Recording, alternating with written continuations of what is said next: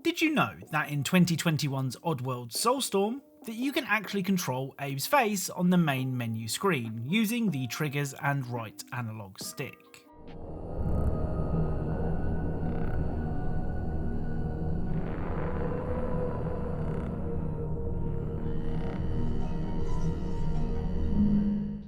Hello and welcome back to Hidden Video Game Details, the series that aims to show you things that you may not have known about your favourite games so that you can look really clever in front of the pizza delivery guy. As always, if you think you know of a hidden video game detail that I'm yet to cover, then please let me know in the comments down below. Oh, and if you do want to enjoy this video, then leaving a like would be super appreciated. Anyway, without further delay, let's get started. So let's begin with one of my favourite games of all time. I've spoken before about my love for 2017's Prey, and revisiting it to record the detail for this video just reminded me of why I love it so much. Now, if you haven't played Prey and plan on doing so, then you may want to skip this detail as it ruins the twist in the first 20 minutes of the game. I mean, at this point the twist is very well known, but just in case you haven't seen it, head to the time on screen now. So at the beginning of Prey, it's revealed that you've been living in a simulation, and that almost nothing in your quote-unquote life is real. This even applies to the people that you interact with. For example, when you leave your apartment, you can find a janitor repairing some pipes. Well, if you repeatedly talk to the janitor, it soon becomes clear that things aren't quite right. Heard there's a chopper on the roof. Must be for you. You'll have to take the elevator.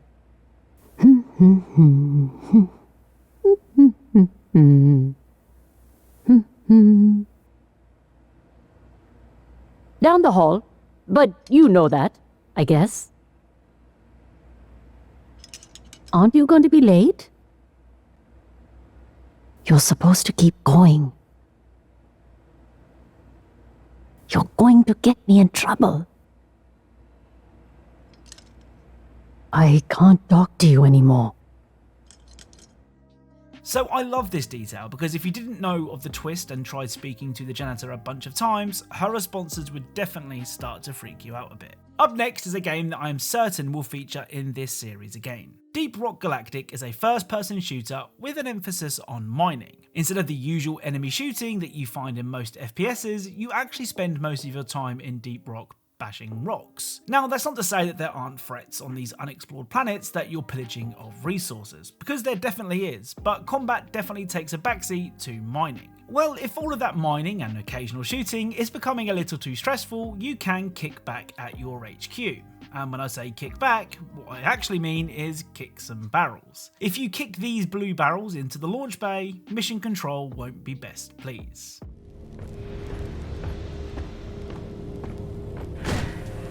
Please just let the barrels be. As fun times go, there are better options available.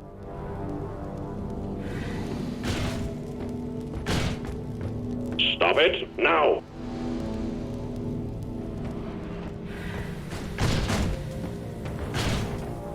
Barrels are to be left alone and not hurled, kicked, tossed, or in any way moved around.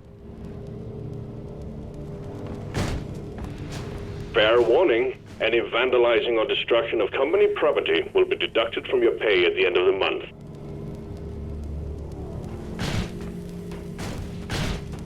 Please don't kick the barrels into the launch bay. Barrels and launch thrusters do not mix. Launch control reports foreign objects in the launch tube. It appears that something is interfering with the force field. Would you happen to know anything about it? As I said, I anticipate that Deep Rock Galactic has loads more details like this one, so make sure to suggest any that you know down below. So a detail that I love in video games is world building, if you can even call it a detail. It could be a piece of scribbled graffiti, a dead body with a backstory, or even just a throwaway line of dialogue from an NPC. I love it when games make an effort to make a world feel alive. One of my favourite examples of world building can actually be found in 1998's Resident Evil 2. Now, by today's standards, Resi 2 is really showing its age, but looks can be deceiving when it comes to details. Early on in the game, you can find a note detailing the event of the zombie outbreak. The note mentions that there was a zombie attack on the police station, which the police managed to hold off, though some of the officers were hurt. The injured officers were then taken to the confiscation room on the first floor. Now, you may have read the note and then thought no more of it. Well, if you manage to make your way to the confiscation room, you can find this.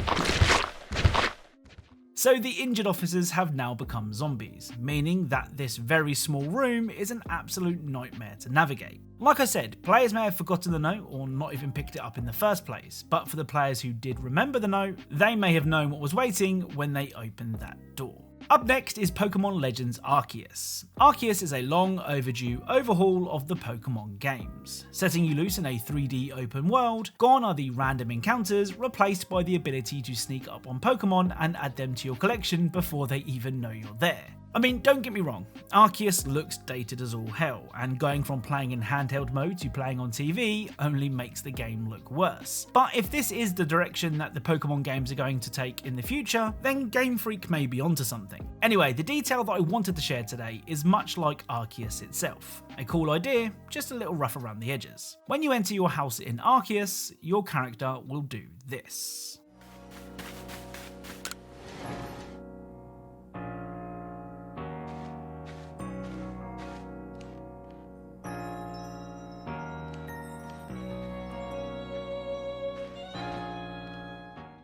So your character will remove their shoes when entering their home. When I say remove, they sort of just vanish, which sums up Arceus' approach to your presentation perfectly. Now, over these 70 plus episodes of this series, I featured a few details from various different wrestling games, but I think the detail that I'm sharing today are my favourites of the bunch. TNA Impact was released in 2008 for the 7th generation consoles, the Wii and the PS2. Compared to the vastly more popular WWE games that were releasing at the time, TNA Impact reviewed fairly poorly. But luckily for us, to see today's detail, we don't actually have to play the game. In fact, it's actually the opposite. If you start a match and then proceed to do nothing, the commentators will soon get annoyed. We thought this match would be much faster paced. Well, there's not really much going on right now. I'm gonna go get some popcorn. Hey, you with the controller, do something. I've got a flight to catch. Hey, you think I got time to sit and wait on you guys all day? Get back here and start this match. Hey, what's the holdup? Put that controller in your hand and let's get this match kicked off. Hey, any day now. We're not getting any younger. Hey, will somebody press a button already? Hey, I hope we're not disturbing you. Get that controller in your hand and let's get this match rolling.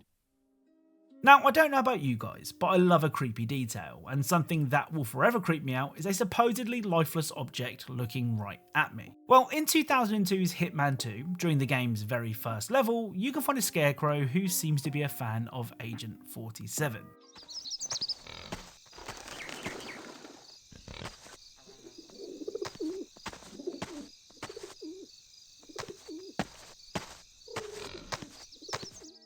So the Scarecrow will look at 47 as he walks past. Like I said, I love a creepy detail, but weeping angel type scares always get me the most. So let's end today's video with Grand Theft Auto 5, and a detail that a lot of you will probably know, but was new to me.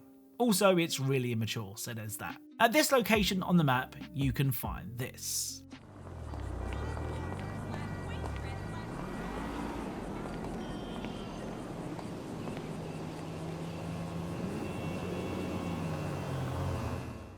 So at first glance, these two gnomes appear innocent enough. However, upon closer inspection, we can see that one of the gnomes is flashing his bum to the other. It's typical Rockstar humour. So that's it. If you enjoyed this video, then leaving a like is really appreciated. If you are a fan of hidden details and Easter eggs in video games, then perhaps consider subscribing, as that's what this channel is all about. Thank you all very much for watching, and I'll speak to you all soon.